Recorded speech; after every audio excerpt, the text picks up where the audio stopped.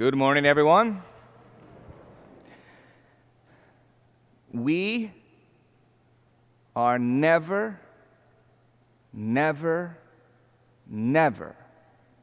called to be nice. Let me say that again. We are never called to be nice. I know that might come as a stark change or something to us that seems a little in opposition to the gospel, but that actually it's right in line. Now, before we get into that, I did want to share this little joy. So I finished the Mass last week, and as I finished the Mass, a mother came up to me and she gave me a bag full of candy. Okay. And when she did, I knew exactly what it was. Because this was an opportunity that a parent took to have a teachable moment with their children. And what it was is that the candy that was given to me was a tithe. It was a tithe of the candy that they received there in Trick or Treat. Now, so I guess you could look at the kids and say, well, they got dressed up and they went out there, they worked, they knocked on the door, they rang the doorbell, they put out their thing, they got the candy. That kind of like an earning of something. And the parents took that opportunity to say that, what we've been given, there's a biblical, a scriptural disposition of what we need to give back. That's a tenth. That's a tenth of what. So we relish, we enjoy, we celebrate 90% of what God gives us. And that 10% frees us from being possessed by our possessions. Can you imagine, the kids and listen, mom and dad saying, well, you've got to give up, you've got 50 pieces of candy here, you got to give 5 to Father. I didn't mind that at all, okay? So, and actually, I think it was more like 15 pieces of candy, so let me tell you, they did very well, okay, for their experience. I had a couple of pieces of candy, and I gave the rest to our parish office. But this is the point, is that you take those opportunities to share with your children about giving back. Okay. Everything that we have has been given to us. That is to say, our life, our gifts, our talents, it's all God-given.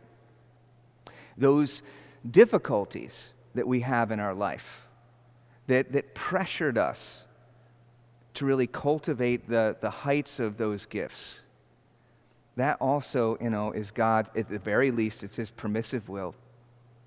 So it's so important that, we're cultivating in our young people and understanding that, when we have, that there's a certain something that we give back. And if we don't, then we become possessed by our possessions, and even worse, and we're seeing this more and more in these past generations or these present generations, this sense of entitlement. What I have is mine. See, it's all mine. So, and really, we lose the gift of life there in giving. We talked about that a couple of weeks ago. It's in giving that we receive. When we realize how God has lavished us, we immediately take a certain percentage of that and we lavish others. And then that continues to go on and on. So I hope we take those opportunities when we have them as parents, as grandparents, really even in our whatever situation where we find ourselves in. Let's hope and pray that we have that disposition of being lavished by God, and that we turn around and we give to others. Now, I can almost hear it. I'm going to get those phone calls throughout the week. Father Dennis says that if you're going to be Christian, you got to be mean. All right, so no, that's not what I said. He said that we're not supposed to be kind, considerate, or compassionate. Nope, that's not what I'm saying. We are called to be kind, compassionate, considerate. Let's look at these readings. The first one is all about wisdom. Remember wisdom? To think clearly, to judge rightly, then to act decisively. All right, so over the years we're getting this, and it's good. It's the textbook definition of wisdom. Think about it. All right, I want to be able to think clearly in a situation where there's an emotional cloud. Think clearly, judge what is right, and then act decisively. Along with that is the charity of God, the supernatural capacity to love as God loves. Right way, right time, and in the right place. Okay, and this is the point. The parable that he offers says that there are these individuals that say, give us some of your oil. And the world says, be nice. Okay. Nice is the way that I'm using it here is defining that I'm going to keep the peace even in an irrational or unreasonable way. I'm going to use this means, which is irrational and unreasonable, to keep the peace. That's what they could have done, but the wise virgin said, no, you're not getting any of my oil. Why? Because the whole point of them having the lamps was that they could light so that the bridegroom could see. So if they give their oil, if they keep the peace, then the whole purpose is thwarted. So they have to enter into conflict, and they have to say no. And this is a difficult thing. I mean, let's just admit this. Every single person here, probably this week, including me, multiple times, will be nice. And I don't mean that in a good way. You're going to keep the peace by just tiptoeing so that you don't have to really enter into conflict. And it's okay. Don't be overly critical with yourself. None of us are perfect. I'm not perfect, you're not perfect, none of us are perfect. But realize that there's going to be certain situations where there's a higher priority and we can't be nice. In other words, we can't try and keep the peace through this irrational or unreasonable way. I mean, if you're married, then you know that the temptation is to be nice, isn't it? You get to the end of the day, you should talk about this. You should talk about it. But what? You're tired and you don't. Now, I want to differentiate something here. I want to differentiate between wisdom and charity. So you know that your partner doesn't do well in talking about good conversations in the evening or at night. You've come to know that, okay? Then that's not being nice, that's being wise. Waiting till the next morning. You know that's when it's good to talk to them about things that are confrontive. Now, nice would be the morning comes and you don't talk about it.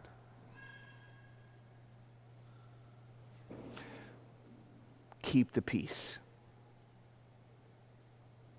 Father, how do I know? Now, here's an insight. A lot of times, we feel like we're mad at our partner or at our children or at our grandchildren or at our coworkers or at our priest or at our parishioners, other fellow parishioners. We're not mad at them. We're mad at ourselves. We're mad at ourselves because we have been nice. We know that God is calling us to do the difficult thing. In wisdom and charity, to talk to this person about this challenging situation. And it's not going to be earth-shattering, but it's going to bring some consternation, some conflict. And God is calling. That's how you know. Your conscience, your last best judgment. Remember, that's what your conscience is, not just a gooey feeling, but your last best judgment. You're going to be bothered. You just feel it in your heart, you know it in your mind. I need to talk to this person. But we do have to open ourselves and be honest. Because if we don't, then we're just going to continue to be nice. And some of us have really got into that flow of being nice, and that begins to cloud our judgment. And now all of a sudden, there isn't that clarity. There isn't that sting of conscience that I need to really address this. No, we're not called to be nice. Called to be kind, yes. Called to be compassionate, yes. Called to be thoughtful, yes. Called to be wise, think clearly, judge rightly, act decisively, yes. Okay. The thing is we have to be able to address those challenges, because that's ultimately what God is calling us to do. If we don't, then we're not loving. What happens if we don't?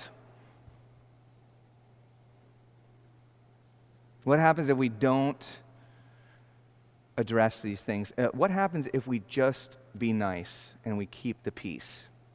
Well, typically two things happen, and maybe even three. The first, you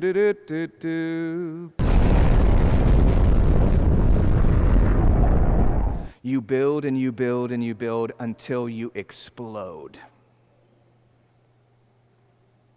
The other thing is that instead of addressing the issue that needs to be addressed, you start passively aggressive, in a passive-aggressive manner, you express yourself. I know that he doesn't like when I leave the towel on the floor. I've expressed it. He gets the message. Not happy. All right? She can't stand it when I put my glass right here. There it is. Okay? I have expressed myself in a passive-aggressive way. And really what I need to do is I actually just need to talk about this issue. You ever find yourself so angry about something that's so small? That's an indication. Somebody, cuts you off or something like that, or if they say something that's small and you lose it, maybe you should be angry like right here. Righteous anger should be here, but you're way up here. That is an indication that you have been nice. That you're being nice. That you're irrationally or unreasonably quelling things. And you need to address it. The challenge of the gospel is love. And he gives us strength right here. With his very embrace. He lays down his life for us. And through that embrace, we're called to go out and to live that life of love. Part of loving is confrontation in a wise and charitable way. Okay? Again, I know it's like, well, Father said we get to take the hammer of truth and knock our spouse out with it. Okay? That's not what I'm saying. I'm saying that if we ignore or if we enter into this experience of being nice, then we're going to miss the call of the gospel. Confrontation, honesty, love. That is what you and I are called to.